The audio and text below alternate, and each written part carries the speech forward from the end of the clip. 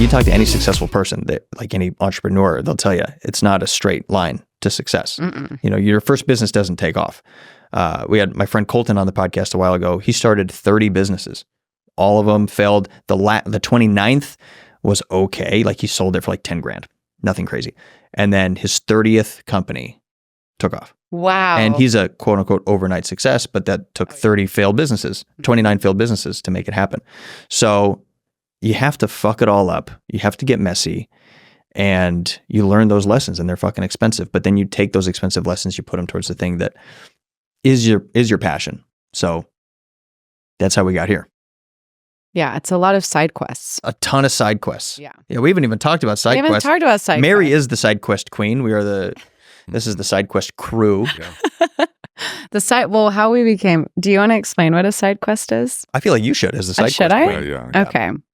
So a side quest is you're on a specific quest, a specific mission or intention for an experience. So let's say you're at a festival, because I'm going to bring it back to our side quest night, but you're at a festival and you're like, okay, we're going to go see Of the Trees.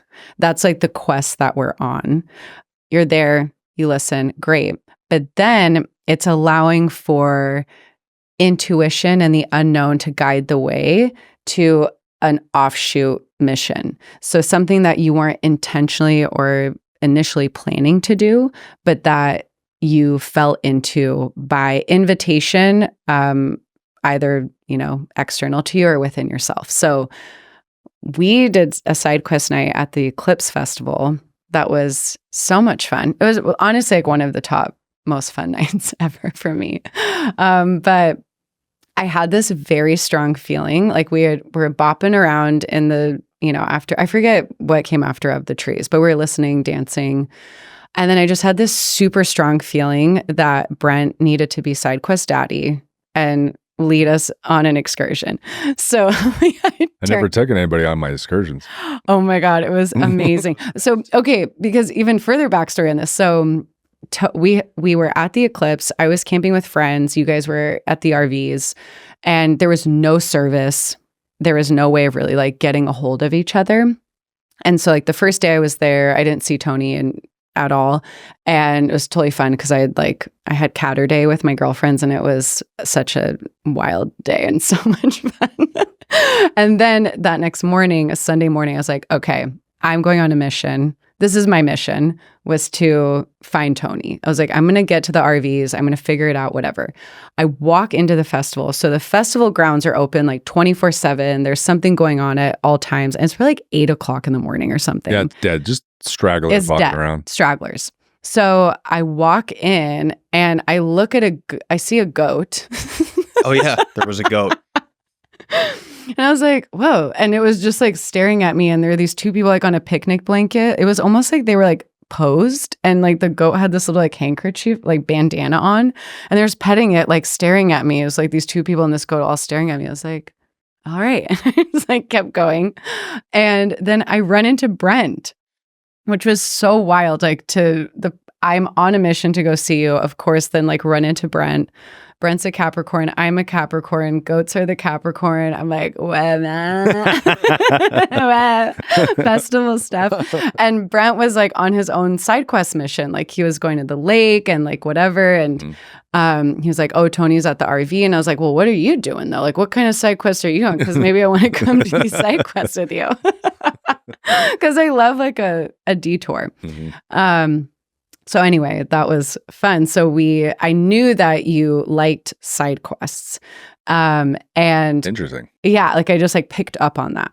So then we're in the show, and I just like really strongly intuitively felt like, let's fucking go on some side quests. And like, I want Brent's brain and soul to guide us. So I like turned around and I looked at you guys and I was like, okay, guys. It's so funny. Before we went, I'm like, oh, we should probably go back to the camper. I'm like kind of burnt out. We'd taken acid, and I was like, I couldn't find a stage I could feel comfortable. I was just like, just like my skin kept feeling like it was crawling. But I think that night we were all trying to kind of like stay together, and it just like felt kind of restricted. And then you were like, no, just fucking go for it. I was like, All right, here we go. Yeah. And I just looked at it, I was like, Brent, I want you to guide us. Like wherever your brain goes, like if we're somewhere for 2 seconds, like I don't fucking care. Like we will follow you and just like ping pong to the around ends of the earth. to will the follow ends of the earth. Like I will, like wherever you want to go. I was just like, yeah, let's fucking go. And then Brent, like you literally like lit up. You're like, yeah, okay. Oh, I'll do that. I was like, yeah. And then we met this couple that was awesome. I loved that couple. And they're like, we want to come on the side quest too. I was like, okay. And we like start out like to go fill up our waters and like go tinkle, you know, take care of the bio needs. But I was like, they can't come. Like, I just fucking knew it. I was like, we need to be nimble. Like the 3 of us are going to be nimble. 5 is too much. And like, we just need to like, you know, be little creatures of the night together. And so I was like, okay, guys, they can't come. And Tony, you're going to have to be the one to tell them that they can't come. And Tony was like, okay.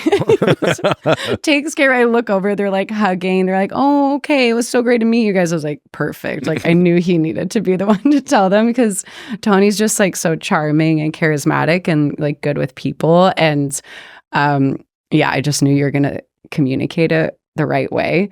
And then it was like all of a sudden, like the gates of hell in the best way, like opened up. We became creatures of the night. We were little like demon babies running around, like shrieking. And it was so much fun. It was like the insane amounts of fun to just like run around and be fucking weirdos and just like follow wherever you went. We ended up at these incredible like shows and fire, and I got to twerk on an art car and just it's like if that was a guided tour and we like showed up at every single after party set at the perfect time and the vibe was always perfect and we were just at every moment like, what the fuck is this? This is amazing. And then just off we go into the next thing. Yeah. We saw so much shit. We saw so much. At one point we walked up on a fucking Native American drum circle and we're like quiet, and then we go to the fucking bass art car and then we're like getting crazy and down. Then we go into the chill area and we're having deep conversations. It's the cutest conversations. Just everywhere. That's the best.